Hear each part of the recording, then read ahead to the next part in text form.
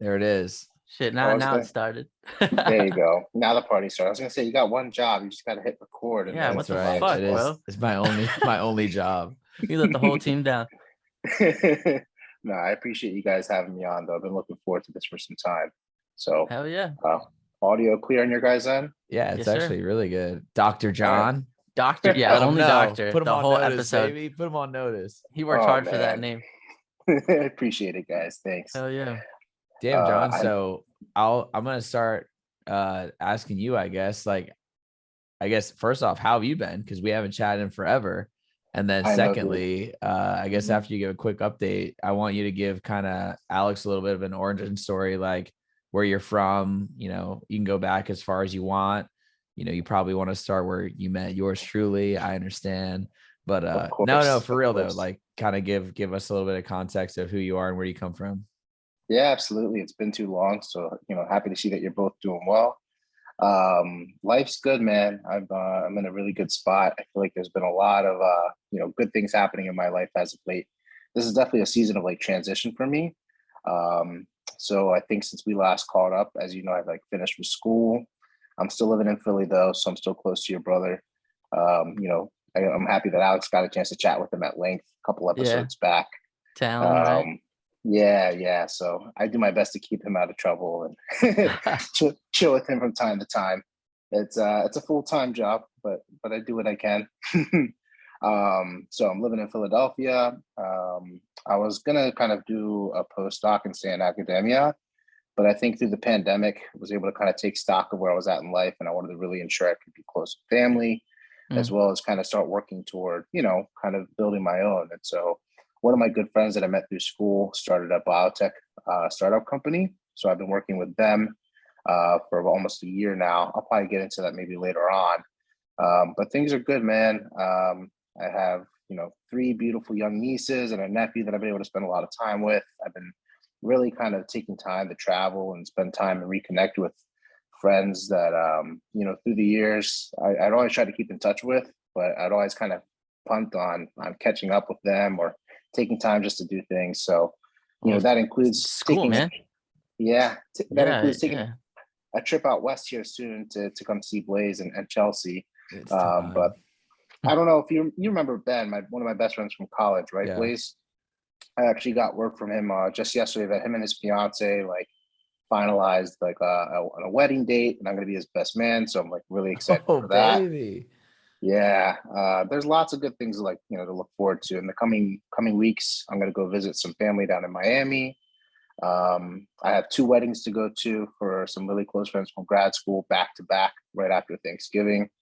Shit, bro. So You yeah, so I popping mean, with the This boy is past, popular. I don't present, know if you future. remember, this is yeah, Dr. John. This This is is not Dr. just John. John. God This is damn. Dr. John. no, it's same old just John from down the road, man. As you remember, Blaise. So to kind of give you a little bit of an origin story or background, if you will, Alex, and feel free to interrupt if I'm rambling or if you got any questions Oh, along it's the all way. good. Yeah. So, but so I'm Cuban American, and my parents both born and raised in Cuba, and like early '60s, kind of with the Castro regime kind of coming into power, they both immigrated to Spain before Oh coming shit. to the States.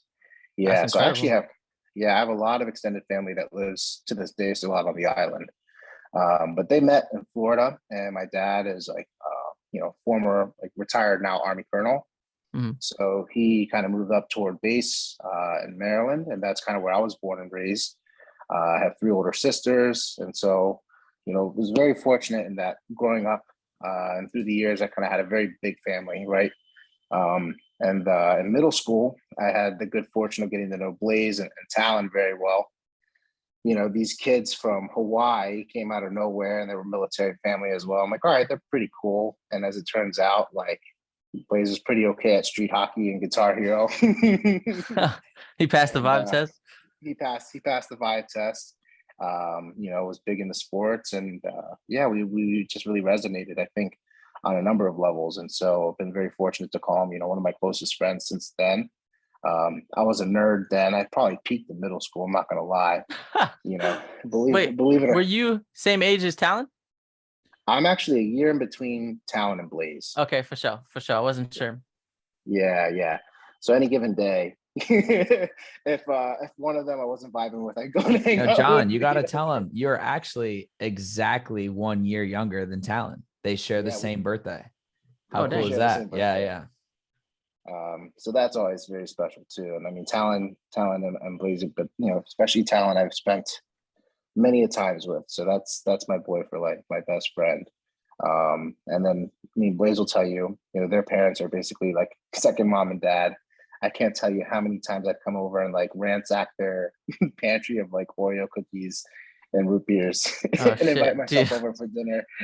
That's like Blaise, that's like Kyle, dude. I go Yeah. steal all his fruit snacks. I go steal all his like We were hell yeah. frequent flyers, man. We were frequent flyers at each other's houses. It was awesome.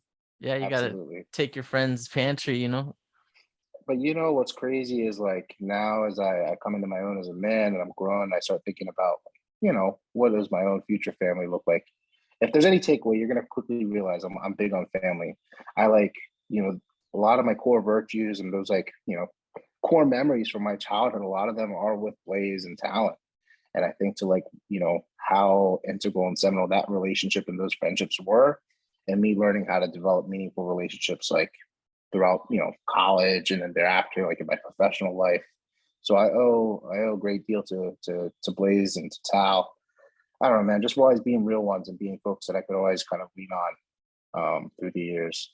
That's what's up. I Yeah. will tell you though. So we moved when I was in 6th grade and John was in 7th grade out to Maryland. And when we moved there, we got to go to the same school, but only for 2 years, because John then went away to a private high school and played football there. And then I went to the public, I guess, magnet program at our high school. So it was really unfortunate that we kind of lost out on those 3 years we would have overlapped in high school. But John did really, really well at his school, team captain of the football team, like did all those things, had those accolades. And then I don't know if you want to like continue on, John, and talk about your time at UDEL and then kind of what you studied as well. Yeah. What's crazy to think, man, is like in an alternate universe, I would have went to school with you. I would have become a lax bro. I would have become adept at handling the spoon. And who knows, I could be out there, inspiring the youths and coaching with you. But I chose the path of, concussions and football Most instead. resistance in CTE. Yeah. Oh, Exactly. shit. It's I honestly a hear. miracle that I'm here to hear thinking thoughts. What position you play? I played linebacker and center. Oh, damn. Okay. So he's in But the here's heat the of it. thing.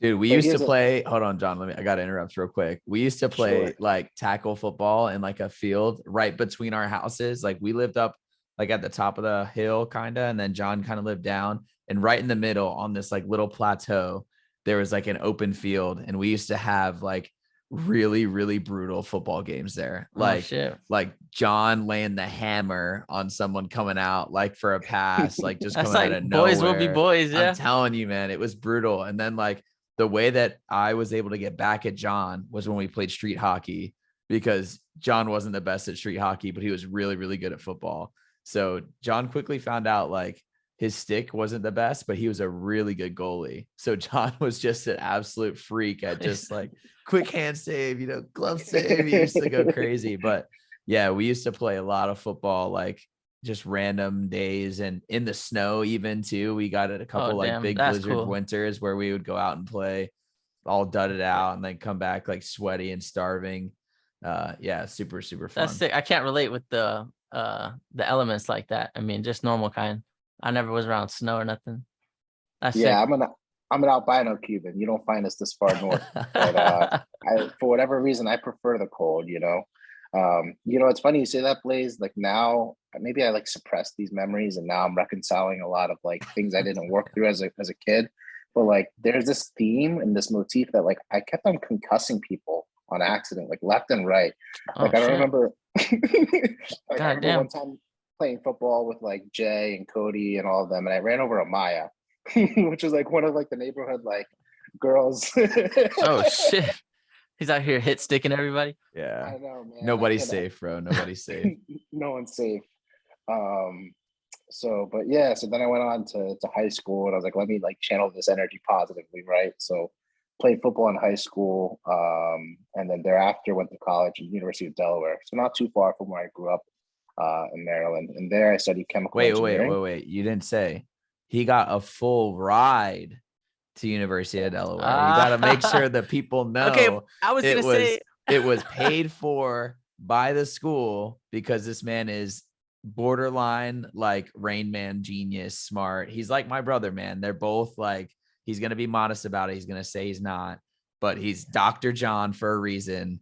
Okay. This man is smart. Continue, John. Go on. I'll say this much: talent has much more like pragmatic and practical smarts, if you will, right? Like, man's a homeowner, has his shit together, dare I say, is grown. Whereas I myself, it's like I specialized, right? So in college, you know, I went for the people and stayed for the snacks. That freshman 15 hit, and then quickly I recognized, like, all right, I got to get my shit together and really kind of reel it in. But I was very fortunate in that I had a lot of really cool mentors. I always wanted to work in like biomedical research. But I studied chemical engineering. I mean, hell, I didn't even know Delaware was a state. Ironically enough, it was like the closest school and a great program. Like in the 50s and the 60s, you know, plastics with like DuPont and Gore were really big there. And so a lot of like my professors were kind of experts in that space. And so interestingly enough, I like slowly started like moving toward material science and learning about medical devices.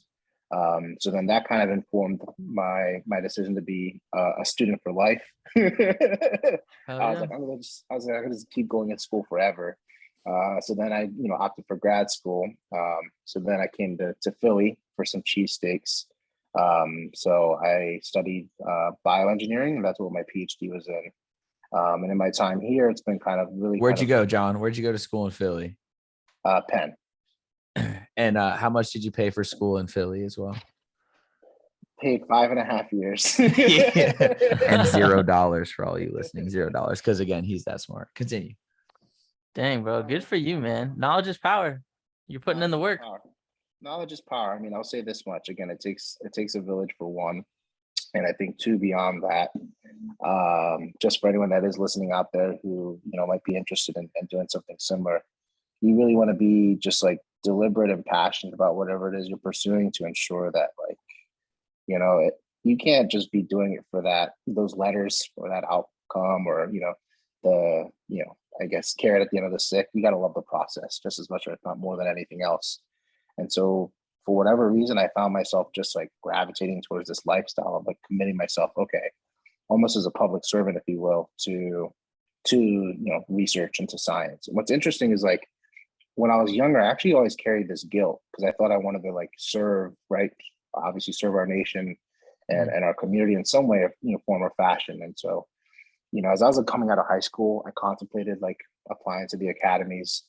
And it was actually my dad, among others, that kind of encouraged me, like, you know, like, if you really want to have autonomy and agency in like what you're studying, like, at least you can always come back to that, right? But give it a shot, give it a go. And so the reason why I studied chemical engineering is I've kind of always thought of the body as like a factory, right? We really don't fully understand all the like inner machinations, if you will, but I figured it would give me the toolbox to be able to start like studying it in new ways that we haven't already. Because a lot of medicine is very reductionistic. And now more than ever, it's gotten to a point where you're just turning patients in and out, right? And I'm very like, I don't know. I thought I wanted to practice medicine, and I quickly learned that like I would be trying to talk to patients for forever, and it wasn't for me. And so I kind of found myself falling in love with engineering. I think the fact that like Blaise and Talon also had a lot of affinity for that kind of also pushed me, you know what I mean, positively reinforced kind of a lot of those things that I was interested in. And so, I've been kind of here in Philly doing research, and this brought me to the company that I work for now. It's called Vivodyne. And the premise of what we're trying to do is to replace animal testing in big pharma. So oftentimes when a pharmaceutical company is developing a new drug, you know, they'll spend millions and millions and millions of dollars in R&D and then test on, you know, thousands of animals. And then maybe it gets to like, you know, further phases of trials, only to find out like, oh, it doesn't work as well in humans, or it's not safe, or they have to pull it from the market. So, I mean, for one, it's super unethical to test on these animals. I actually did some animal research at the back end of my time at Penn, and that was really humbling. You know, it gave me a better appreciation for, you know, what that work entails. That's fucked. Yeah. Beyond that, it's like it's super fucking expensive. I mean, here we're spending, on the order of sometimes up to $500 million on a drug for it to not even make it into the market and to help patients. And beyond that, it's just super inefficient. So we figure what we want to do instead is actually grow human tissues from donated cells in the lab to create artificial organ-like models. The term is organ on a chip. So we can kind of grow miniature organs or organ-like structures in a silicone device, and we're automating the process so that ultimately we can like make these models to run safety testing and efficacy testing on new drugs. Damn. So it's fun, man. I told you, man. Dr. What was that, John? What was that company you worked for? you. You say Skynet? Is that what you said? Just kidding. That's from Terminator, Blaise. The company that takes over. Yeah. But really quick, I want to ask though. I wanted to make the connection. You were talking about, and I'm not trying to play devil's advocate at all. I'm just I want to get to know you a little bit. Like you were talking about how family meant so much. Like for you pursuing this, like what was your support system like going into college? If like you had a full ride and stuff, like you were independent and like didn't have to rely on anybody financially. So like for you and all the time you've spent recently, you said like being with your nephews and your nieces and traveling and stuff like that. Like what's that been like, giving up life, pursuing education, and now that you've reached that, like I'm just kind of wondering like where you're at, reflecting back on what you may have missed on, or did COVID change things, or like how did this all play out? Oh, absolutely. I mean, we're getting right to the big talk and skipping the small talk, which I appreciate. In fact, like you guys are catching me at a good time because I've been especially pensive these past like days or week or so. If I'm just being entirely candid, I feel like at times I'm almost trying to live a double life and I'm spreading myself thin. Yeah. I'm the type of person for a number of reasons where I can be conflict averse or have trouble saying no, and I'm a people pleaser because I love people. Retweet. And so I want to be there for everyone. I'm fortunate that I have great friends. I have a big family. Growing up, my parents divorced at a young age, so I have like multiple sets of parents, and now like lots of in-laws. Through my siblings. Double the holidays, marriages. Yeah. Exactly. Double Christmases. Fuck, dude, you just doubled. Like it was hard enough for one. But also at times, at least maybe unduly, I put this pressure on myself. It also feels like double the obligations. Yeah. But I think as I'm coming to learn as a man, is like, okay, I'm like establishing healthy boundaries and really understanding what that means and what that entails. It's something I've never done before. I think in high school, and ironically enough, the person that Blaise knew me for in the past and where a lot of my identity came from was me trying to prove something to others. There's always kind of that chip on my shoulder. And I think a part of that is just like, being raised first gen, that kind of like, immigrant story that my parents kind of passed on and my ancestors passed on to me. I felt as though I had to do that. And then in college, fortunately that transitioned into like me trying to prove something to myself. Well, then grad school was like, all right, fuck it. Like if I just go balls to the walls, at times, even at the expense of my own well-being or health, like what does that look like in terms of like, what can I really do and how can that benefit our community and our society? And what's interesting is like, if at Delaware, I prided myself on being well-balanced and being able to like, I'm a salt of the earth kind of guy. You can't tell. I wear my heart on my sleeve, just like you, Alex. That's why I like listening to the podcast. I've fallen in love with kind of what you guys are doing. I think it can benefit a lot of people, even if it's just any one person that hears this and like they can take something from it. It's great. But like I missed out on, I've never really missed any big family function, but it's not birthdays and holidays that matter. It's actually the day to day. It's the little like what seems meaningless. It's the nuance of the, that's where life really happens. And I like just recognized like the way I was going through school. Maybe this is really a poor analogy, and I know it wouldn't, some might not like this, but I felt as though I was just like riding a high, right? And like, it wasn't until COVID hit me, I kind of took a step back and like came up for air and looked around. I was like, I'm sprinting as fast as I can, but I haven't really taken stock and actually like recognize where am I even running to, Right. It's the next achievement because you've been killing the game, right? Yeah. So to that end, sometimes less is more. Like, it's important to. Oh, dude, let me read something. Yeah, I'm gonna do it super quick. Please do. Blaise, you might have seen this in on my close friends on Instagram. I put up. This is what Dan said to me. I was talking about being content to Dan. Dan's my buddy who's I went to college with, and he's like my designer for stuff, and he's been helping us all with How You Been Bro stuff. And I basically said, I said to him, I've always admired you, low key. You got it figured out, that kind of vibe. Life doesn't need to be so complicated like it is for me. He said, I wouldn't have said I have it figured out. I just found a way to be comfortable with what I have going on, and that's enough for me. Some people need to be always working towards the next thing, and I think that's fine. We all operate in different ways. Doesn't make one way right or wrong. You seem like the type to motivate yourself to always be working on something bigger, and I respect that. If everybody was like me, we wouldn't accomplish that much. But if everybody was like you, we'd all be struggling to outdo ourselves and each other. And it's all about balance. And I was just like, fuck, dude, like I said, very well said.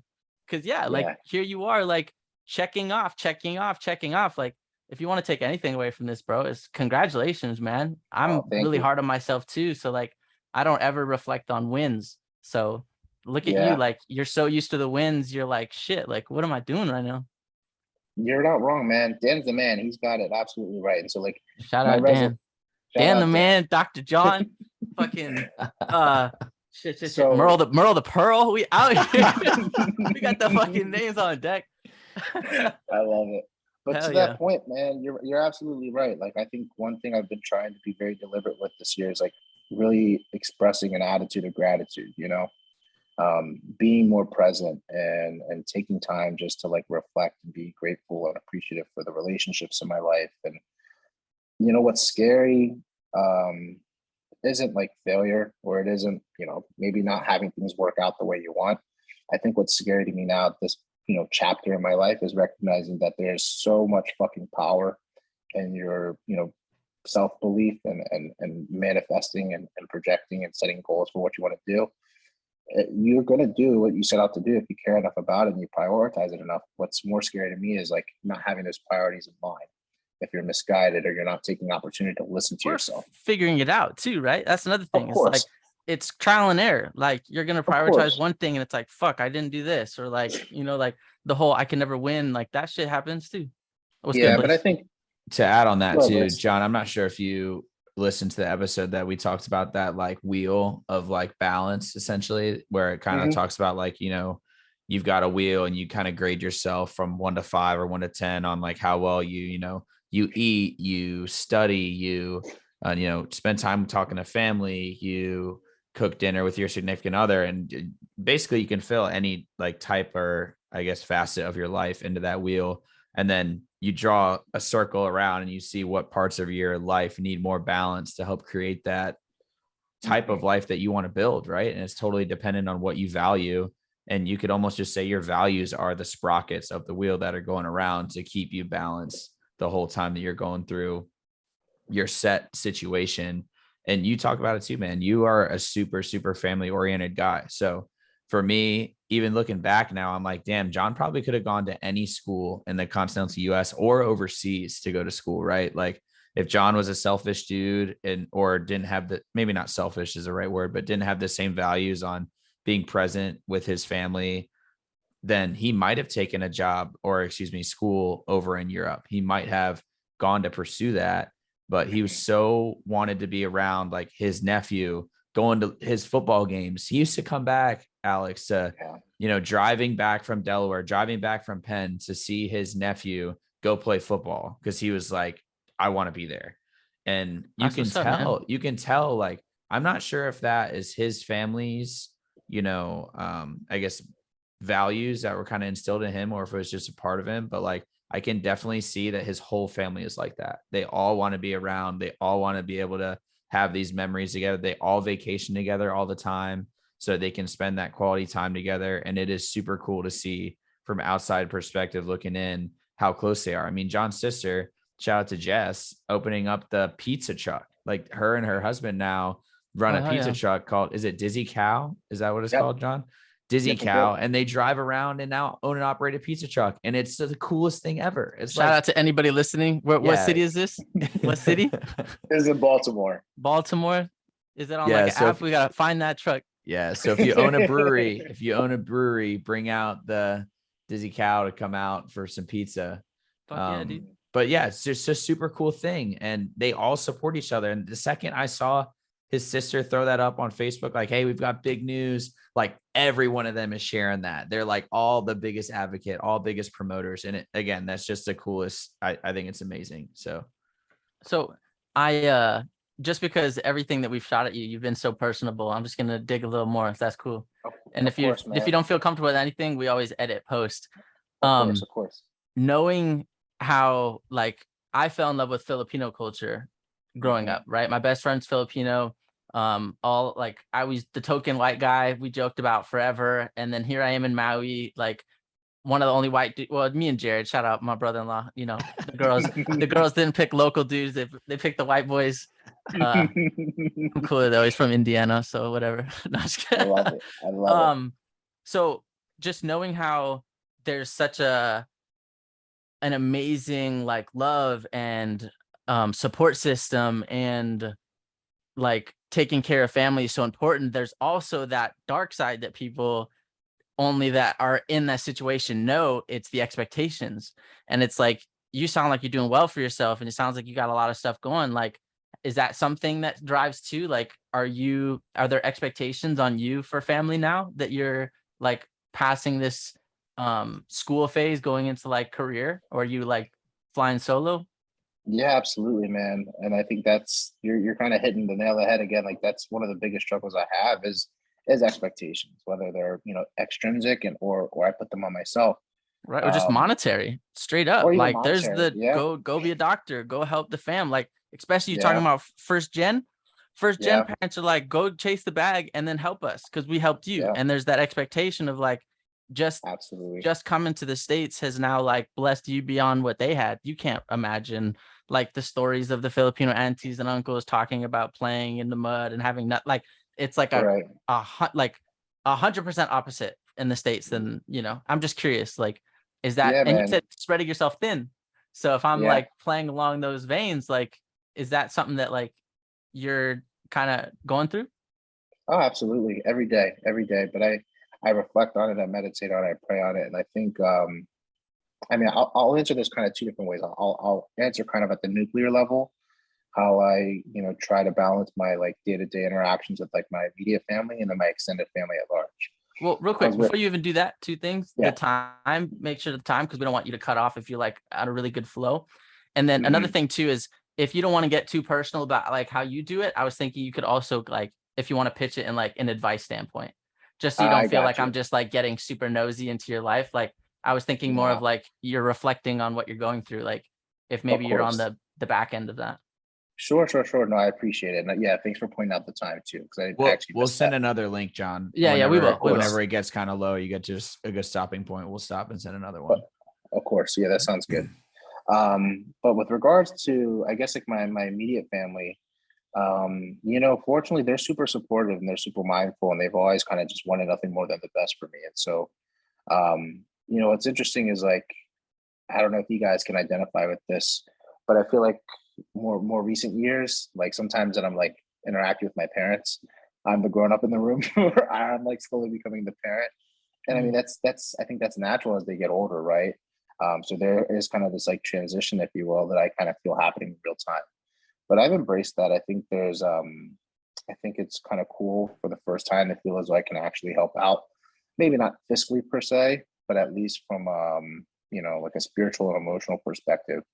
I've always kind of seen myself, for better or worse, as like the mediator, the family diplomat, having such a big family. That goes both ways too, right? If you're in a good place, that sounds like a blessing, but if you're in a bad place, that sounds like heavy shit. Yeah. But so you got to be on your game. But that's life, I do the best I can, and I try to find the requisite outlets that I need, or find different folks, different friends, different mentors that can help me through different times. I think the other thing I've come to realize too is, interestingly enough, I've ever done therapy, although I definitely need to, and I intend to start soon because obviously it's therapeutic, it's cathartic. But I have a number of just really, really good friends, brilliant, that have always given good advice and that I've been able to go to. Or I find things that like, are just kind of fun pastimes whenever I am in those like downtimes. Because look, grad school's tough, and a lot of people won't talk about it. But I think like 1 and 2 PhDs are depressed at some point in time. you stack on a global pandemic, and yeah. But I think because of the experiences I had through my time in school, it's enabled me to now have a much higher kind of stress tolerance. And so I'm, maybe to a fault, sometimes I carry that burden. And then when I can't, I'm just honest and forthright with it. All we can do is our best. But, everything's always going to work out in the end and be okay. And even if it's not, I think this is Bill Burr who said this, and I heard this earlier today. There's no point in fucking up the present. You might as well just, enjoy it for what it is and deal with that shit when it comes. Saw the same shit. And I almost want to say it was today too. Like the algorithm got the three of us seeing the same shit. Yep. I know exactly what you're talking about. It's like, if you got something to worry about, wait until it gets here. Don't worry about it. Like, I'll deal with it when it happens, right? Hilarious. Exactly. Now, I think what does get me is thinking bigger picture. Like, I was fortunate to go visit a lot of my family in Cuba for the first time. And I want to say it was like 2018 or 2019 during the Obama administration, where the laws were a little bit more lenient, and I was able to go. Oh, interesting. And like overnight, these were a bunch of like nameless faces and people I didn't know. So like I met over 30 cousins. That, damn. How it was like hi guys. Like a personal pilgrimage. Exactly. Yeah. And you know what's fucking wild, man? It's like, I don't know how to describe it other than like a lifetime worth of love and people that like already knew me, and in some ways knew me better than I knew myself. And like, I'd never met them before because they knew aspects of my culture, right? My identity and my my grandparents and so on and so forth. And so it's tough. They made it explicitly clear. I'm certainly not Cuban. I'm American, right? And I embrace that wholeheartedly. And seeing their way of life and seeing the way my parents kind of grew up and came up, it gave me another appreciation for the freedoms that we enjoy here, the privilege that I have, and also the responsibility I have to make good on that. So I also want to try to like pay it forward and, keep in touch with my generation of cousins and try to help them out, back over that way as I get older in the future. So can I interrupt again? Dude, yeah, please. You saying this? Okay. So in 2018, or no, excuse me, 2014 or 15, I forget. I went to El Salvador, and I went to El Salvador on a missions trip for church. Me and my other, shout out Johnny Lesgart. We got another John, and Johnny's actually a G too. He got hella dripped out at graduation, awards, whatever. He got all the medals and I was over here just standing with the paper, but me and him, we all won. Right? But our heart, like my heart broke, man, and I was like so thankful. It was a time in my life where like I could never like imagine what I was used to growing up versus that. But my question to you is, you said this has been years, like, isn't it crazy? And maybe you can't relate how easy it is to forget. Cause like I said the same thing verbatim. When I got off that trip, like my relationship with God had never been better. I was like ashamed of what was considered, even just me talking, Blaise, the shit that I've been going through. And like then it's first like all world relative. Problems, Exactly. Yeah. Exactly. Is that absolutely. like so much is like overlooked. And that's why we talk about like being thankful and like, I don't know, just out of curiosity, like if you can relate, isn't it amazing how easy it is to forget? And like, you just go right back. You could see that, understand what it is, have your heart broken, and then go back to normal.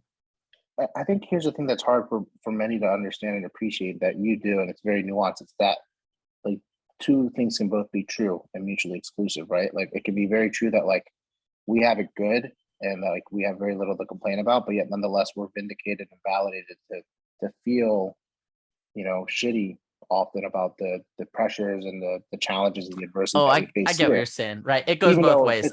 It's just two different worlds. We still feel it. Yeah, I hear you. Thank you for validating my bullshit. Thank you. No, man, it's not bullshit. It's not bullshit though. I'm just kidding. And I think it's like you gotta take it day by day, and you gotta kind of think. It's working and thinking on different time scales, right? It's okay. What am I doing this week, and how am I like benefiting the people, myself first and foremost, and the people around me. And then at large, how are like my overarching goals in the long term going to afford me the resources and the opportunity to be able to help those folks? So like, okay, I can't like in a very like tangible way, I can't talk to my family in Cuba every day, but they would fucking send me memes every day and be happy to. But I got to go to work, right? No, I get it. But it's like longer term, I'm probably the only person or one of the only people that'd be able to ever send them money in the future. So it's like, okay, I got to kind of prioritize and sacrifice and put on now to be able to do that in the future. You know what I mean? I've been interviewing. We can talk about this, how you've been having your little bromance. That's all good.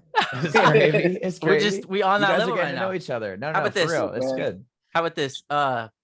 Happy Halloween. This is the Halloween episode. So I'm about to debut something crazy. I'm gonna show you, John. You're gonna get the reaction in 4K, yeah? Oh man. Yo, check out my new bong. Oh shit. Isn't that insane? All right, I'm gonna take a rip. I'm gonna take a rip just for John. Good. Oh, and this way, so man. John and I can chat while you're doing this. This is great. So, John, I wanted to hit on a couple things that I think are pretty cool about you for the audience and then for Alex as well.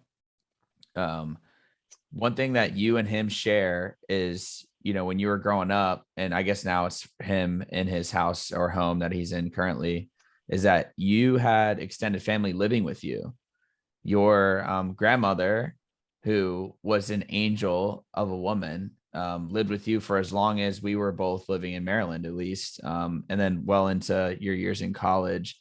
And, I guess it's been a few years now since she passed away, but Abuela was there for as long as I could remember. I didn't know if you and Alex could relate or kind of chat about living with extended family and kind of how the Cuban American culture, and I'm not sure if this is the case, in the culture in general, but I know it is in the Filipino culture from talking to Alex, is that the extended family kind of starts to go live with the family. And it's like everybody kind of puts out for each other. So say in this example, Alex has kids and then his kids will grow up. And then eventually Alex and Jasmine are going to move in with the kids that they have. And then they're going to kind of take care of them and they'll live in their place. So I didn't know if that's something similar in Cuban culture or something that you. Yeah, man, absolutely. It's very uncommon for in our culture for parents to go to nursing homes. It's like there's a stigma or a kind of taboo associated with that. So growing up, I was fortunate to have at one point 4 generations under my roof, which was pretty cool. Just kind of a quick story, my abuelo, my grandpa, who Blaise and Tal got to know really well. He was basically my roommate, my first roommate. Not technically my first, because at one point I shared a room with my sister in the house, but I couldn't remember them. But most of high school, right? He was down the hall from me. And so kind of one quick story, just to kind of give some insight into the kind of man he was. Always, fun loving, good sense of humor. Unfortunately, as he got older, he, would open the door literally for anyone. So at one point we once came home, we're having family dinner and we're asking, he's telling us someone of our friends visited during the day. And we're like, who? We don't know whether it was the mailman or, whomever, but apparently somebody came in and just helped themselves.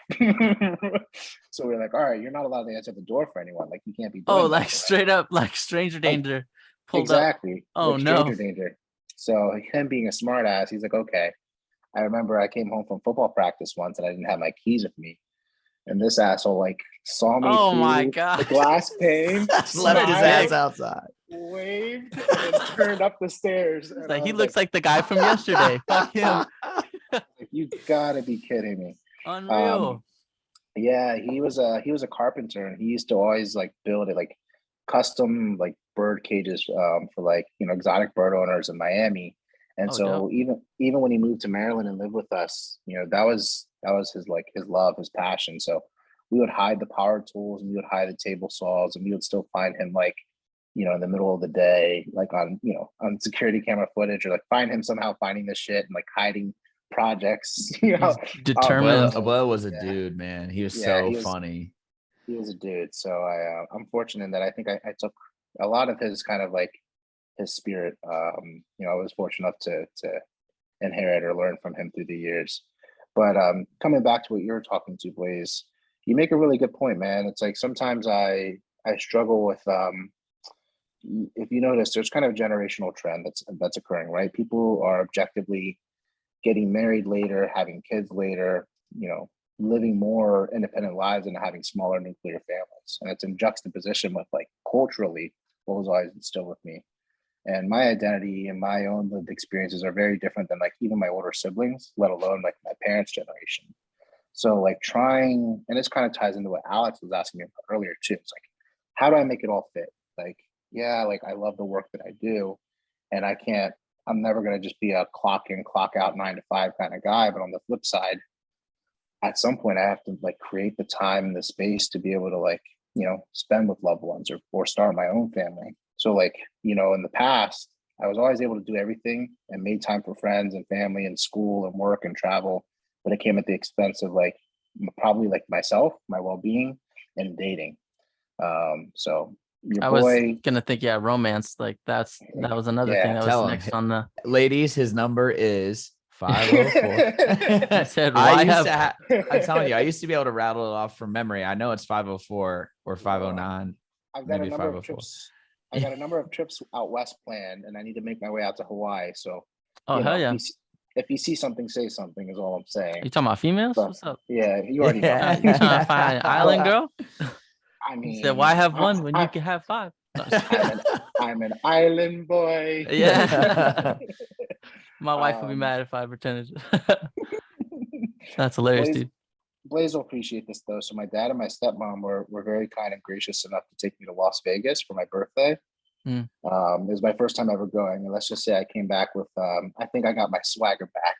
Okay. That's it. I've carried the energy, since I came back home and going on dates. So like, love that. We love to see that. You said pay to play? What? Okay. I do want to hit on another funny story. Speaking of gambling, and although we didn't gamble a whole lot, man. So I'm gonna let John tell some of the story because we'll probably play off each other a bunch. But I came home in college from school and was hanging out with Talon, John, Andre, Emma, and was that it? Was that everybody that was with us? I think so. I think it was just like the five of us. And we're in like downtown. What is it? This is in Baltimore. Yeah, Fed Hill, right? Fed Hill. Yeah. We're like downtown Fed Hill, and we're all going out. We're bar hopping, right? Like we pregame pretty hard, and then and this is when I think I was only like 20. Can I tell you, in my head, I'm like, okay, it's like Stranger Things. They're all on bikes. Wait, no, they're bar hopping. Okay, they're 21. Oh, my fault. I'm like trying to imagine with your story. I think I was still was 21. So it was probably like my junior year of school. I was thinking this is kids. Yeah. No. So we're doing it and bar hopping around, and out of nowhere, like everyone's pretty drunk, but nobody's like that far gone. Out of nowhere, all I hear is like I scream from John. He's like, yes. And everyone's just like turns to him and is like, what the fuck is wrong with this man right now? Like, we didn't have that much yet, right? Jackpot. Bro, he goes, fuck Fidel. He's dead. He's dead. Fidel Castro had died while we were out at the bars. Oh my gosh. John had the news current events. He had the news banner pop up on his phone and was just like ecstatic, like freaking out. Like it was absolutely unreal. And it was like one of the funniest memories I have of this man, because like the dictator rest of the goes night, down. dude, the rest of the night we were going hard. He said, shots on Fidel. Hard. Yeah. John, I'll let you like tag in, but dude, it was hilarious. It was so funny. Thank goodness Talon has that snap saved somewhere. But yeah, I think find that video, dude. Come on. Yeah, we'll have to hit him up for it. I think that may to this day be, one of the hardest, like one of the hardest times I've ever went. Like I was there's not an ounce of animosity in my heart, but that night I was so happy. Right. I was so happy. So yeah, that's crazy. That was a good time for sure. Yeah, we were going to Horseshoe. I think we ended up at the casino, right? Yeah. I faintly remember that part. Man, crazy. Yeah, right. John, and I know you touched on a little bit with your like origin story, but we didn't really talk a whole lot about what you actually did for your research in grad school. And I kind of wanted to come back to that. And you got to dumb it down for me and Alex, or Alex and I. See, I can't and even myself speak grammar properly. Yeah. Well, speaking of English, bro, you can articulate so well.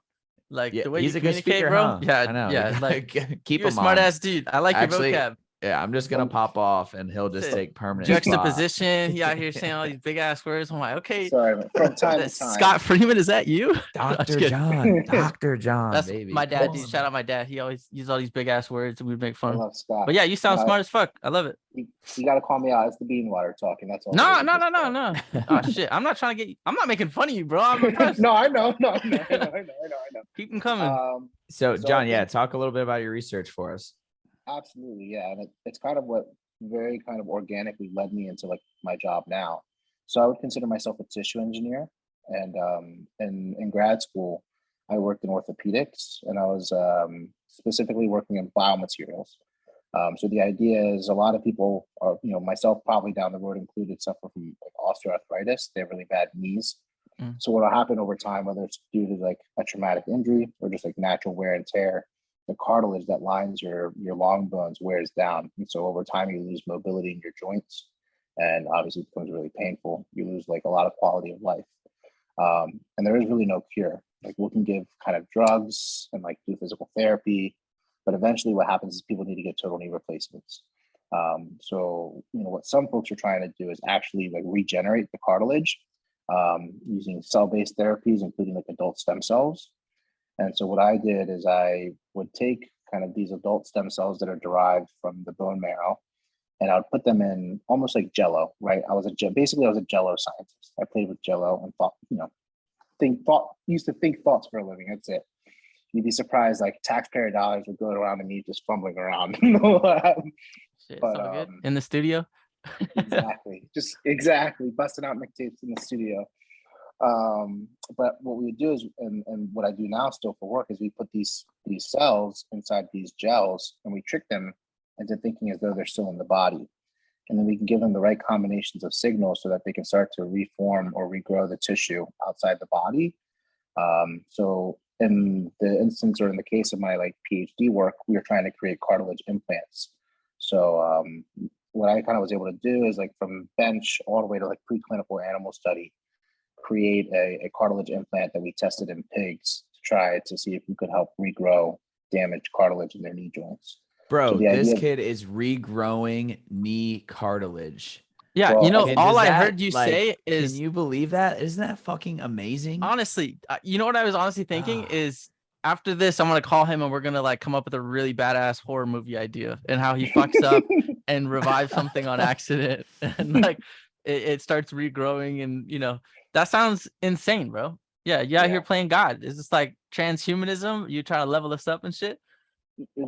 Jokes aside, I think fortunately there's gonna be 1,000+ episodes of how you've been, bro. So there's plenty of content for us to delve into in the future. But jokes aside, it is something I think about. I think what's even scarier than the prospect of like genetic engineering and bio or human augmentation is like people, like the public, I don't think is like aware of how fucking rapidly AI and machine learning is advancing.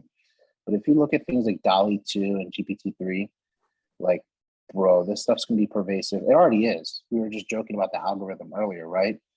But it's gonna We're in a sim, dude. We're in a sim.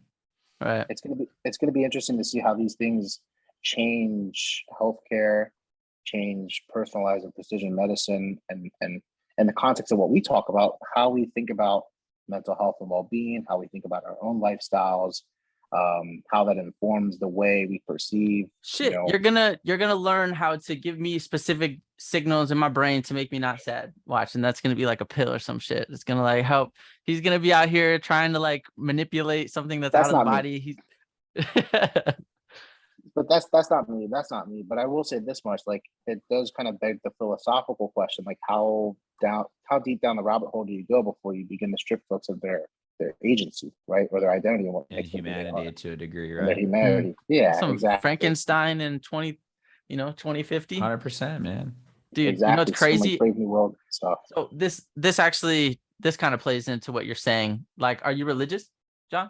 Yeah. Mm-hmm. Yeah. So that's something too, is like your worldview, like the fundamental, like that's what I was kind of thinking when you were saying that is, Blaise, this is a cool one. And there's no way I could talk about this because I would go way too in detail. I'll just make it super brief. So I've loved monsters and horror my entire life. Okay. Like ever since I was little, Scooby-Doo, Goosebumps, anything scary, the bad guys were always cooler than the good guys. Something about like the dark side was always super cool to me, right? But then I was like, there's this like struggle with, okay, I'm a Christian. So then it's like, I just have to associate that I like it. It's not that I am evil. It's that I think these things are cool, blah, blah, blah. So my senior year in high school, I was like, I want to prove that monsters are real through the Bible. As stupid as that sounds, I was like, let me try to dig into this. So I went through all this research. I spent over like 25 hours documented that I put, like my parents saw me like I was a mad scientist. I learned all about transhumanism. I learned about exactly what you're saying, genetic engineering, the God complex, how like even with the Nazis, what they were called the Ubermensch, which meant the Superman, and they were genetically modifying and trying to make like the super race. So the whole concept of like leveling humans up, and like that's what the chimera is, right? That's like you take an animal and you take a human and you make a hybrid. And there was like this crazy rabbit hole. So everything you just said was like tripping me out, because I'm like, man, he's gonna know that like once you unlock the door and once you pass a certain threshold, like everything goes. So it's John's crazy. getting featured in the next horror film idea. Dude, Alex's gears are turning. It's dude. crazy, They are bro. turning. Because it's like, it's just concept. Everything that's cool now was unreal of a concept before, right? It's all relative to like, what is a cell phone? Like the Jetsons were the ones pretending to do FaceTime as if it could, right? Like it all depends on what you're, comparing it to. So everything you just said is like, you're going to make a monster on accident. Hopefully not. And I think people are generally careful. Right? I'm just kidding. But, yeah. but I will say this much. I think what's scary is that like a lot of times we talk about these things as though like they're fantasy and they're in a distant future. But the reality of it is like it's here and now and it's present, and it's going to inform the way probably in our lifetime we continue to shape, because the policy and the laws, and the way the government kind of responds to these types of things is always delayed to the way that the technology itself, and then how the market brings it, to the people. And so thinking about how that's going to manifest and how that plays out is really interesting. And it's something that I struggle with. So it's like here I'm working in cutting edge technology, but at the end of the day, I want to ensure that it helps underserved patient populations, right? Dude, Like every action movie ever is the guy's put in a position where he has to decide: are you gonna big corporate, big pharma? Like, is he gonna give the virus or is he gonna delete? Like, and that's the thing. It's like bringing it full circle, right? I was talking to like this notion of being spread thin. How do I like balance my aspirations and what I've sacrificed for my own selfish kind of like personal goals and almost like my life calling, if you will, with all these other virtues that I've grown up with. And you guys kind of have brought this up. So during COVID, for the longest, I thought I was going to be a professor and run my own lab. And, one day I woke up and I was like, I don't need the bells and the whistles. I no longer need any more accolades. I don't get off on any of that anymore. Like there was a point in time I wasn't always, I'll be honest, right? Like we all love to be gassed up and feel good. But sometimes it's not about getting credit. It's about just getting it right. And instead of it being like, oh, what if it's me? Or can I do it? I recognize when they're like, fuck, it has to be me, right? Like there are very few people that have put in the time and had the requisite training to even be able to like approach these types of things. And so at times these people in positions of power, it self-selects for those that are, borderline sociopathic or egotistical or narcissistic or just obsessed, because that's what it takes. When we study the greats and you look at Kobe Bryant and you look at Michael Jordan, dude, I cannot believe I literally wanted to say Mamba mentality while you were saying that. Fuck, like they're fucking great and we celebrate them, but they're also assholes. Elon Musk is unequivocally like making humanity, putting us in a better position, a better place for the future.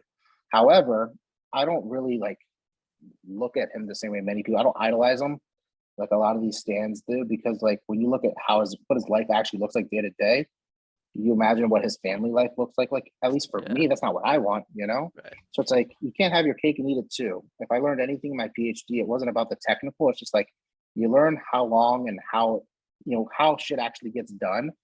So when you start thinking about things, it's like fuck, like you start thinking on different money scales, different time scales, different length scales. Blaise said, dude, you're figuring your circle, dude. Bro, Like Blaise John, I'm going to quote you, and you just said it, and I've just been thinking about that, and I've been listening to what you're saying, but you said it's not always about getting credit. It's about doing what's right. And that's just so like powerful, man. Like thinking about the fact that there's a lot of people out there just waiting to get published in this magazine, especially in your field, right? Or people that are like, oh yeah, people that I graduated naval flight training with that were like, oh yeah, I just want to get my wings so that my parents can be proud of me or I can do whatever. And it's like, man, it's not about that. It's about what that door can open up for you later on to get it right. Like I was in the same position to you for a long time. I'm like, hey, I'm going to go to this prestigious school. I'm going to get this degree in engineering, which honestly, I was just a glutton for punishment, staying up till 4 a.m., going to sleep for 2 hours, and then going back to like playing sports and then going back to 22 credit hours a semester. It was just harder than I really needed to make it. But then when you finally graduate and you finish that, and then you're on to school again, and then you finish this next thing, and it's a grab. But the thing is it's opened the door to be where I'm in a cockpit and I literally saw somebody who crashed a boat and shot a flare off in the air, and we were able to get them home, and I met them and was like an integral part of them living through like a tragedy. Awesome. So like to me, and I'm sure it's just similar to you, is like you had to check those boxes because now you're in a position where you can really do some good. You can affect some change.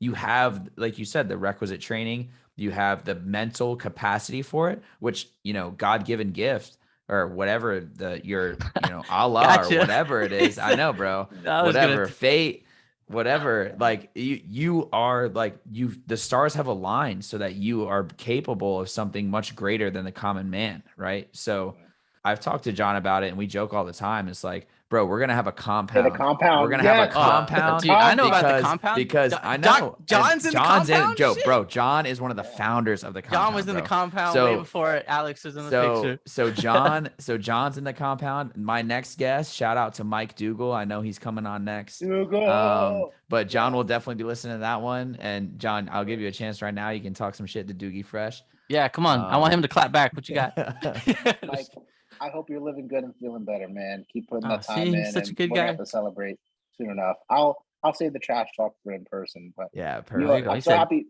Character. I'm so happy. Yeah, I'm so happy you brought up the compound though, because the irony is that like, yeah, I think within the past year or so, like I kind of came full circle, and I've been bringing, ironically enough, like that back into like the forefront, where it's like, what do I really want to do? I want to like go ahead, do well in what I'm doing now, and eventually get to a point where I could just say, ride off to the sunset, go coach some football maybe, and go, do something on the side. I'm very passionate about teaching, so I want to teach in the future.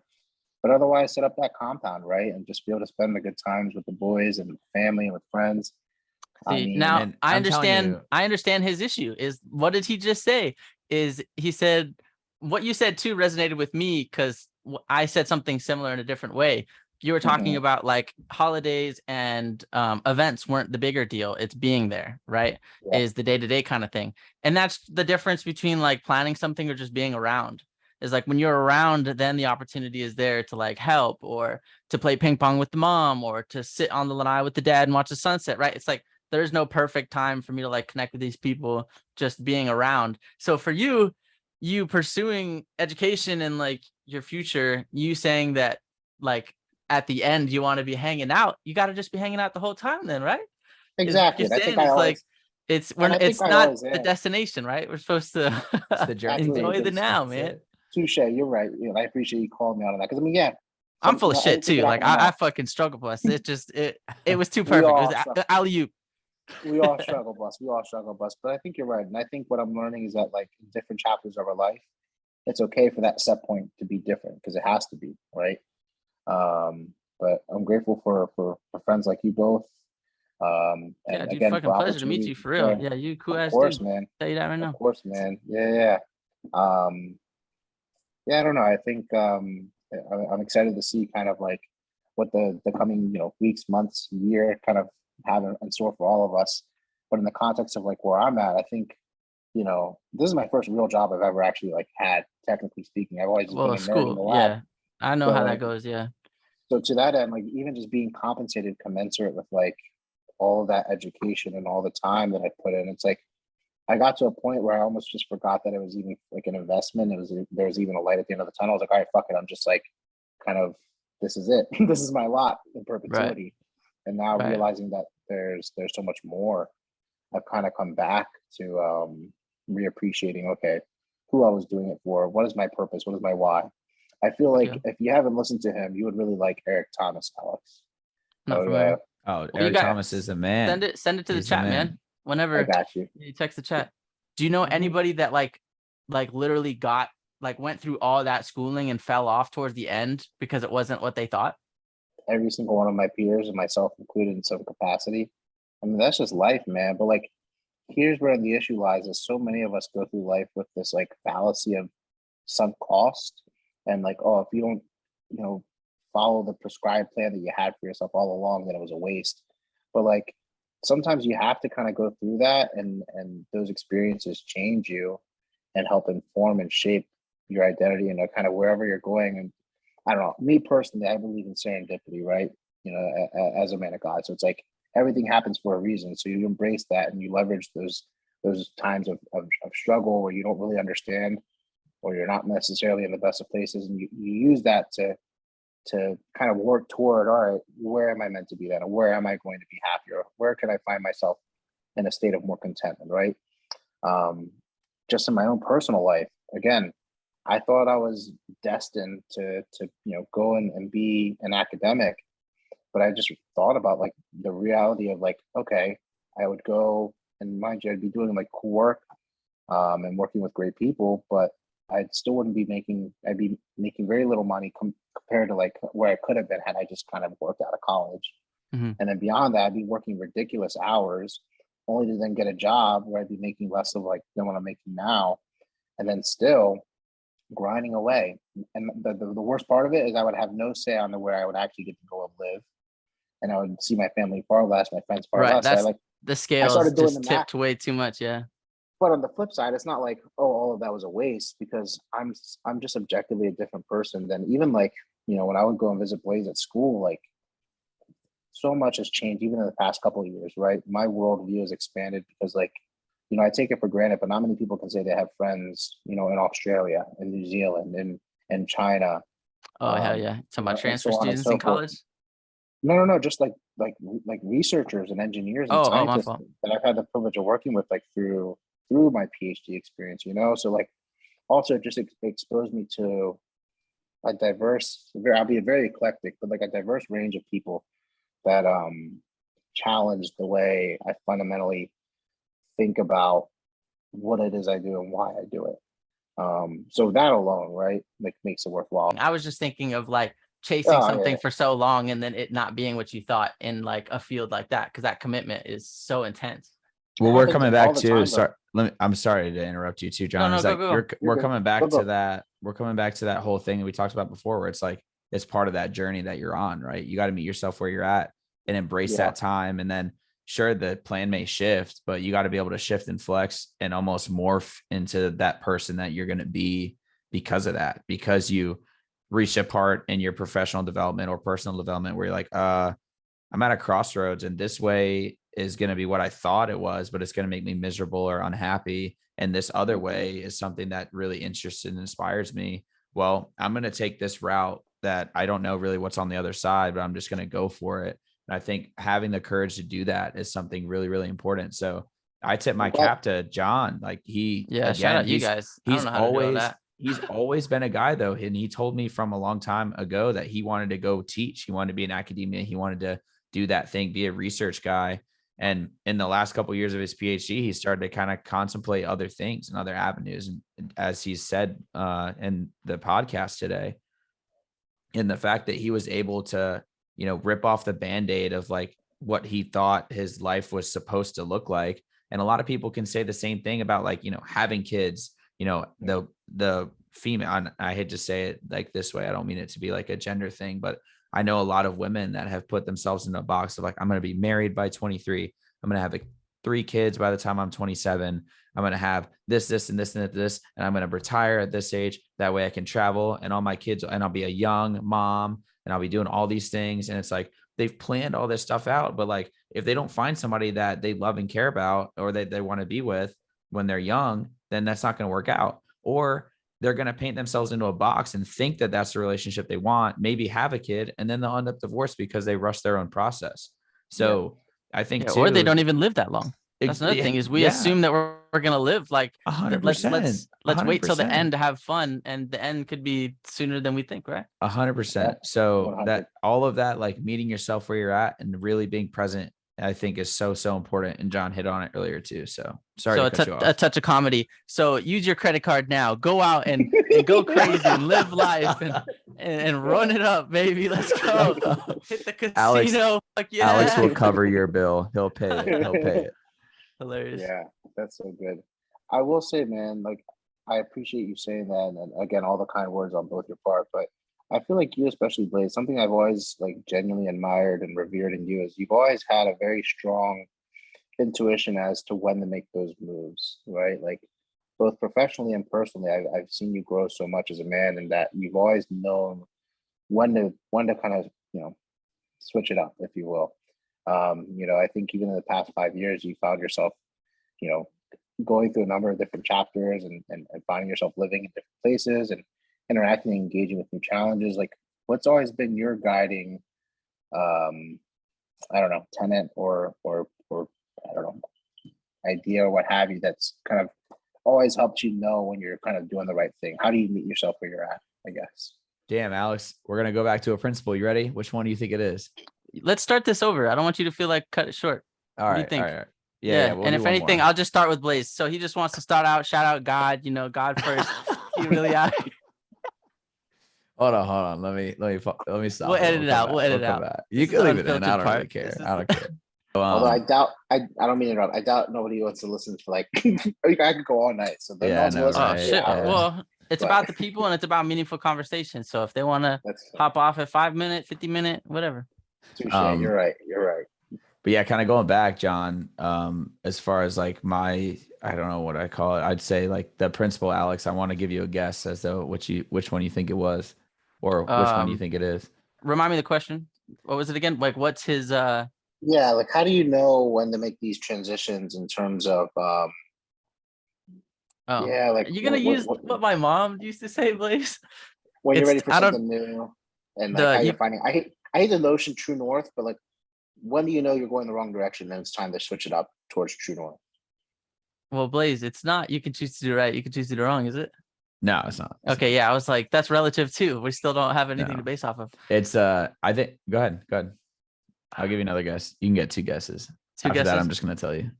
Fuck, that didn't make sense. Put yourself out there is not 100%. Oh, interesting. Okay.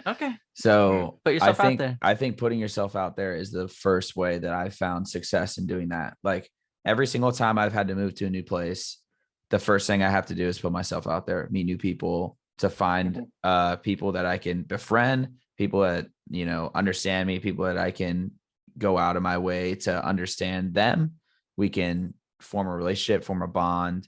I can, you know, contribute something in their life. They can do the same to mine. And every single time I've done that, it's worked out like in a great way. So, you know what you are, Blaise? What's that? You're alpha, bro. No, my God. You an alpha leader. You're the lone dude that like pulls up and can meet people and make shit happen. Like, that's what's up. Oh man, I don't know about that. But I will say a quick story. Like, when I moved to Sacramento, I moved here and I had a couple of friends in college that are out here as well. But the first thing that I did when I moved out here is I Googled like Sacramento lacrosse. And I was like, the very first hit just happened to be this like Sacramento Aces program. And I get on the website and I emailed the director and I say like, hi, my name is Blaise. I am interested in coaching. Here's where I played. Here's where I've coached before. I'd love to come out and coach for you. And lo and behold, I'm never even pulled up. No. I knew nothing about the program, honestly. Damn. Except for the website that I looked at or the Facebook group. And lo and behold, I had no idea that I was emailing a guy who was a finalist for the Tewaaraton Award in Jeez. college lacrosse, which is essentially like the pinnacle player every year Mhm. in college lacrosse. Yeah. He Yeah, played against Paul Rabel. He played against like those guys, and he was a finalist the Wow. same year that Paul Rabel won it. And Wow. he is former Major League Lacrosse player, like really, really big time guy. And I had no idea. Mhm. So I'm sending this guy an email, and he's like, yeah, like, let's go out and meet. We're going to go meet for a beer down whatever this spot. I'm like, cool. So I met him, his wife, Heather. His name is Frank, by the way, Frank, Heather, and then another one of the coaches. His name's Lauren. Mhm. And I go out there and I meet them and we have a beer. And little did I know that they were basically like interviewing me, giving me like the vibe test, Sure. is this Sure. a guy that they'd want to go on a tournament, like, over out to the East Coast, down Southern California to go Mhm. have, beers with, coach with, whatever. And Yep. I walk in there with my dog and I pull up in my Sprinter van and we hit it off, dude. We had a great time. We The one drank with a the bunch free of candy on the beers. side. Yeah, right. Little did you know we were throwing that out on the way down, but yeah, we hit it off, and it was something that opened the door to now I'm a head coach at the program of my team. And I went last weekend, like I told you, to Santa Barbara. Unfortunately, we went 3-2. We went undefeated the first day and then lost a couple close games the next 2 days. So we got fourth in the tournament. But next weekend I'm going to Las Vegas, and it's like all paid for. And I'm doing something that I would do for free. And I did for free when I was living in Charleston and then when I was living in Florida. And the funny thing is, I don't know if you've seen the movie We're the Millers, but when they're like, hey, I can't believe you're paying them $25,000 to bring the drugs across or whatever. And the other girl's like, what? You're paying her 25 grand. You're paying me $5,000. And then the guy's like, what? We're getting paid. You guys are getting paid? Yeah. And that was me, bro, because I started working there and Frank is like, hey, dude, I need your tax ID number. I'm like, why? He's like, so I know where their stipend goes and it's taxable income. And I was like, wait, we're getting paid. I actually asked him that question. Damn. And to me, it's like, man, I found a way to do that. And then again, when I walked into the gym, and Alex, I told you this story too, is when I walked into the gym across the street from my house and was like, hey, can I have a job? And within an hour, I had a duplicate key of the gym and the ability to go in there and coach. And I just, speaking of which, have you started studying? Yeah. I have. Good. Test is in a month, man. I got to get ready to go. Yeah, you got to get on that. But get them note cards going. That's right, man. But it's crazy that affording all those opportunities, if I don't take that step, I take that leap or be, unafraid of somebody telling me no or failing, then I'm never going to be in the spot where I'm at today, where, I've got all these other really cool things I'm doing. I'm finding other passions. I don't feel like I'm married to my job, like my actual job of flying airplanes in the Coast Guard. I feel like I have other outlets where I can, branch out, spread my wings. I can learn something completely different and then set myself up for, like you, John. I'd be totally cool with coaching high school or college lacrosse when I'm done with all this. And I wouldn't even care if I got paid a lot of money. It would, none of that really matters. Your gym's running off to the side though. That's right. Yeah. But it's all those things that I think that just putting yourself out there and not being afraid to fail or somebody telling you no is just so powerful. There's no way that you can quantify. You don't know what you don't know. You don't know that. I didn't know the gym owner of the mom and pop gym would be cool with me working there. I just walked in and was like, hey, do you need any help here? And I didn't know that the lacrosse program was looking for additional coaches or was even going to hire me, or if I was even qualified. Because remember, I'm talking to a guy that was a prolific player. They might just have an exclusive club that they're only pulling coaches from. So, just taking the chance and letting somebody see me for who I am and being genuine is really all I've tried to do. And honestly, knock on wood, I've been really, really fortunate that it's worked out so far. So, yeah, I appreciate you. Hell yeah. That's sound advice. Sound advice for sure. All right. I don't want to keep you too late, John, but I do have one. I have one question. I have one question for you that I do want to ask. And I asked Alex's dad too, and I kind of want to make it a theme of asking.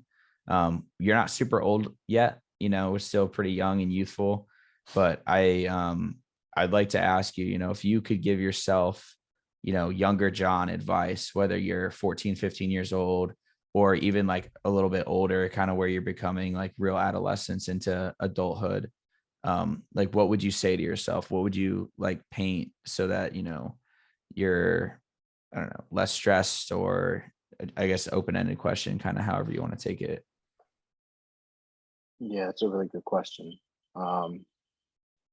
Shit, I'm asking myself the same question. Goddamn, I don't know. I wish You didn't even ask me. I wish I could like take credit for this. I heard this somewhere recently or read it somewhere.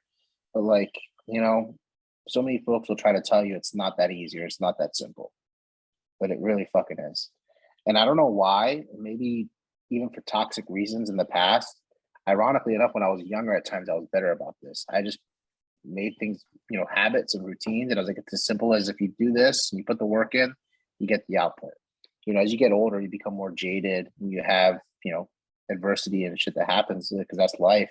And you move off of that and you start to think that there's all these like, esoteric nebulous forces working against you. But the reality of it is like, it is really as simple as like, if you practice healthy habits, if you just try to be a kind, honest, genuine person, like good karma in the universe, like innately over time. And not everyone would agree with me on this, but I wholeheartedly think it's true. Like you put good energy out and it comes back. You put the work in, you get out what you put in. So like, I would have just told myself like, you got this. And just, just whatever you do it, with all your heart. If you're going to make a mistake, commit, right? Make it full force, full fledged, so you can, learn from that. Make it a big fuck up. And make it a big fuck up, right? And not be so worried or so pressed about, getting it right all the time. I think it's taken me only until just now to even understand or appreciate that. And for the first time in a long time, I mean, yeah, sure, I have a plan, but in the bigger picture, I'm a man without a plan and I'm embracing it. I kind of did away with the whole, I'm going to have 2.5 kids and a picket fence and this and that and 401k by this age.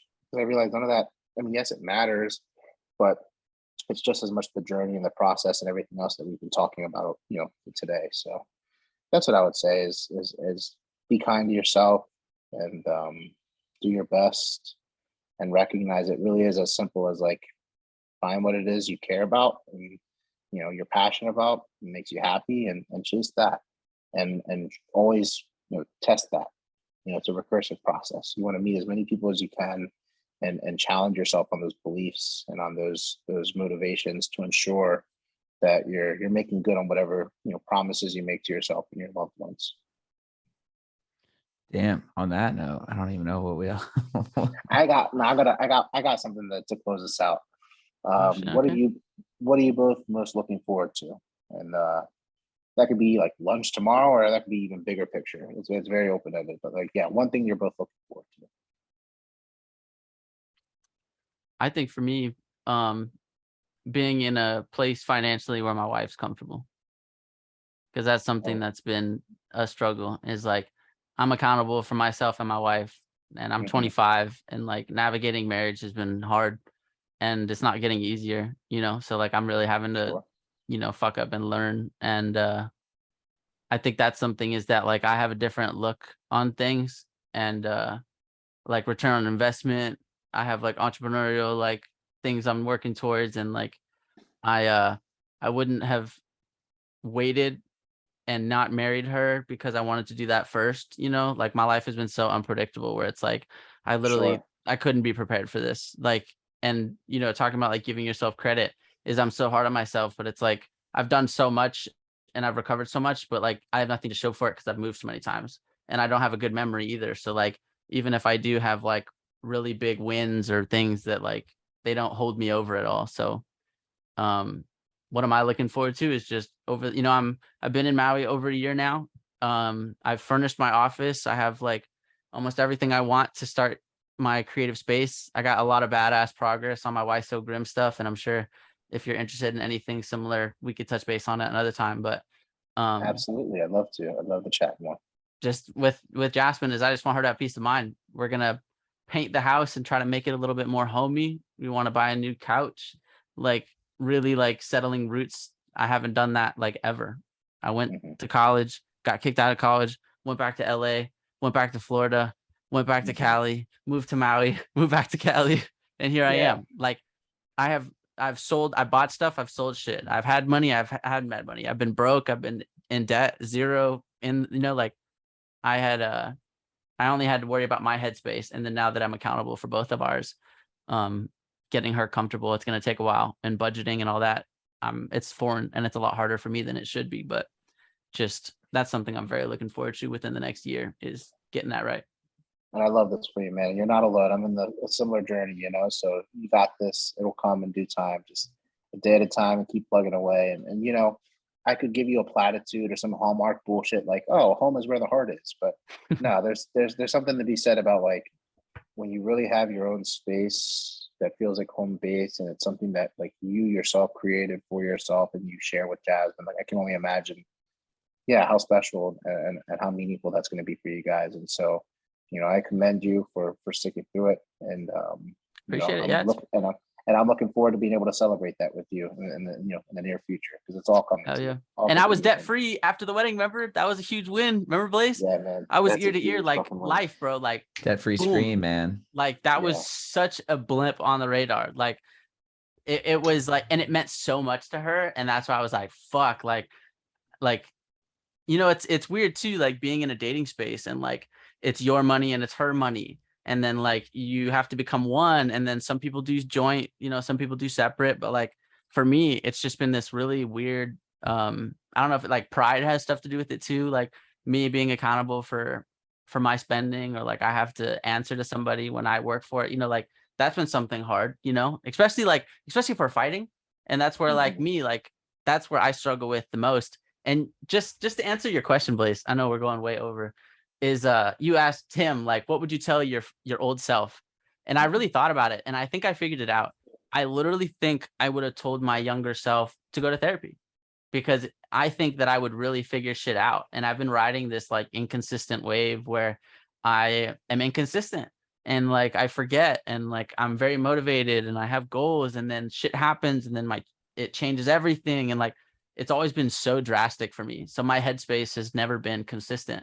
So Blaise, talking about the podcast, we want to be consistent, and then we're not if I'm not, right? Like I'm responsible for that.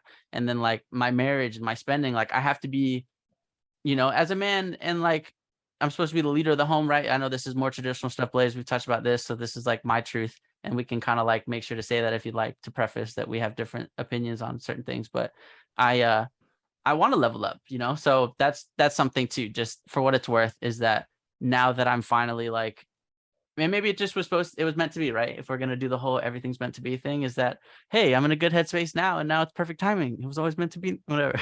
Like, go ahead, Blaise. Yeah, dude, I'm with John, man. I think that you take strides every single day to get better about it. And I think that you calling, hitting up the therapist and opening that door is you putting yourself out there and taking that leap, Oh, true. You're finally starting to do those things that you think that will, pay dividends later down the line, and you're investing in yourself, which is huge. Shit, I distracted you, bro. You're supposed to answer. Yeah, what you're looking forward to. You're like, I'm encouraging me. I'm going to answer now. I'm going to answer now. All right, for sure. So me personally, I'm looking forward to when this compound is a reality, man. Like I think, we're sitting here on a FaceTime or a Zoom call. We've been on for, almost an hour and a half, 40 minutes now. And like, you guys seem like you've been friends for 10 years. And like my favorite thing about this so far has been like Alex and Talon's a little bit more guarded than John, all things considered. But even by the time that we got off of that, like Talon and Alex are hitting it off, and they're like chatting about stuff. And now you guys are too. And to me, it's like, what could be better than living on like the same block or the same area with all the people that you love and care about? And then like your kids and his kids can all get to hang out, and you like are just throwing a block party and everyone's like having a beer. Like we're watching little kids run around, or you're like enjoying yourself, and you're around like, and you're having these conversations on your back porch, and you're not doing it via a call. Well, John, are you going to tell him, or should I? You go ahead. You tell that's what heaven is, baby. Right, John? Right? Yeah. That's what it is, bro. That's what heaven is. We got to do it while we're here. We're gonna see you. We got to do it while we're here. We're gonna see you when we get there, dog. We also got to do it while we're here, man. Like the That's reality like the that pearly gates, you know, that's like the way you described it kind of sounded like the way that we were told. Like that's like yeah. the, you know, the mansions. Sorry, go ahead. But you're right, man. Like for whatever reason in the past, I always thought like for whatever reason that wasn't attainable. But like, yeah, like we can really make that shit happen. And like we used to joke with it. But now as I get older and I reprioritize and like really come to appreciate, you know, what you have meant in my life, what talent means in my life, what it is I want longer term, like no reason why we shouldn't and can't do that, So I'm looking forward to that. But I Oh think yeah, baby. before Recruited. that, Yeah. I'm looking forward to getting out on the golf course and at least putting down a couple transfusions and doing my Yeah, best to baby.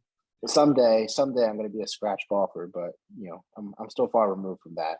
I find myself Talon has committed himself. I'll tell you what, he's played an obscene amount. The number of tantrums have only gone down marginally, but the score has gone down considerably. And so for that alone, I'm proud of How him, funny. and I'm going to try to follow suit. I played more golf like this summer than I probably did in 5 years, but that's also not saying much. I've been Busy making being a a lot of doctor and shit, you know what I'm saying? yeah, them letters are crazy. They, but jokes aside, like I've been making rounds and I've had a lot of weddings this year, but I want to plan a trip out to see y'all both. So I know you guys are gonna go. I think you guys are talking about a trip in April. Oh shit, Um, if we can make that happen, that'd be crazy. Dude, literally what you were just saying about going to your nephew's game is like mhm, Nick has felt like a little brother to me my whole life, man. So like yeah, him and his mom appreciated me going to his games in high school. And like mhm, his dad was so busy, you know, he wasn't there. And like that's something that me and Nick talked about. And if he's comfortable, I mean, whenever we have him as a guest, I'm sure we could tap into that, you know, but that's why I was like, absolutely. this trip means a lot. So like even if you guys can't pull up Blaze, like I really need to like try to make that happen. And I was looking at round trip for me would be like 600. So, you know, in the next couple months, I might pull the trigger on it, but I really want to make that happen as a group because, you know, he has one older brother that he's not super close with. So for his Mhm. older brother and a bunch of homies to pull up and cheer him on, like I know how Nick is, bro. That would be big time. I get to pick my letter. That's all whichever one Oh, I decide to put on my chest. Like well, you get to if be the N, Will, obviously. if Will, oh, okay. Yeah, because you're the first. I Okay. might want to be the K or the C. I don't know. We'll see. All right, for sure. We'll You could see. be the exclamation point. You pull up. Yeah, John. Well, unfortunately, I think it's going to be probably right around the same time. My last sister who's yet to get married is getting married in Jamaica in April. So I think unfortunately I'll have to forego this one. Oh, that's a hard choice right there, isn't it, Blaze? Yeah, yeah, and it's close to the national holiday as well. So I'll be All busy. right. But I think Well, Talon. Hopefully, I got to get on his case to make sure he's like booked his stuff. I think Talon's going to go as well to that. very But cool. but Yes. I'm definitely going to make it a point to come see you guys soon. So Well, pull up to what? Sac, and then if I can, I could pull up. Absolutely, we'll Yes. Visit your coordinate boy. that. And So Absolutely. we'll I was coordinate even that. thinking, Blaze, I'm going home uh in like 3 weeks, but I was like, there's no way I can make it down to you. I was like thinking like logistically, like maybe sometime I could pull up to you first and then drive down, or pull up to Cali first and drive up. I don't know how to do it, but Yeah. like And then making a Cali trip. yeah, and then John, I was meaning to tell you, I think I'm gonna try and come back to the East Coast sometime in May. So I'm hoping Okay, to get up with you and see Talon, obviously, of course. back then. So Yeah, it's our yeah. 10-year high school reunion, dude. I don't Oh know. wow. I doubt we're Yo, doing anything, but like that's crazy to think like time sure does fly, you know? mine was interesting to say the least. But yeah, like it's fun to go to if nothing else. What It's happens when definitely. th're all scrubs compared to you? How did that feel? No, I'm just I was surprised. Doctor. Some of them were pretty cool. Others, yeah. But yeah, we'll definitely link up and make something happen soon. So we'll Hell talk yeah. more offline. But with that, I Well, want to here. wish you both a happy Halloween and Thank you. I was gonna sending you say, both my love. John, you should if you can think anything off the top, what's your challenge for the listener, man? We have every once in a while we put a highlight on, like, if somebody got this far, what do you want them to take from this? Don't be sorry, just be better. Shit. All right, I like drop that. the mic. All right, All go. Top right, like cut. Hell yeah. make an effort to just feel better, get better, whatever that means. And it's going to mean different things on different days. But yeah, it's okay to not be okay. Don't and sometimes you feel bad about yourself or feel bad on it, but you can't have a pity party forever. So whatever step it is, it doesn't have to be big, just do something constructive towards trying to make yourself, move toward wherever it is that you think it is what you want to be. And if you don't know what that is, it's okay to find someone that can help you, work that through. So. Right. And, to that point, I know I was supposed to just let it end right there is, it was crazy. You think about like what to you, like define what a good day is, like relatively speaking, like think about our day. Like Blaise, you had a day today. What did today look like? You woke up at 4:30, you probably did your thing, you work out, workout, check.